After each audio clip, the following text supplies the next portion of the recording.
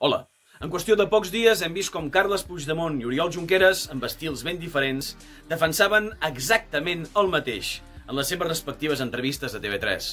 El president i el vicepresident d'un govern que va ser escollit per fer la independència del país i que va incomplir tota i cada una de les promeses que va fer el poble català, es presentaven a les entrevistes venent els seus llibres i les seves anècdotes personals, com si a nosaltres ens importés més això que no pas la flagrant traïció democràtica que van perpetrar contra el poble de Catalunya a l'octubre del 2017.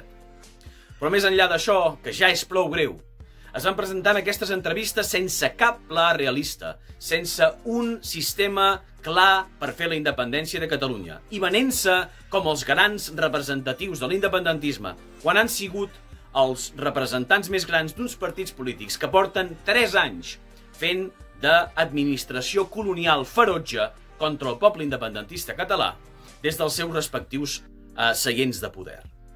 Catalunya sap perfectament a hores d'ara què són capaços i què no són capaços de fer.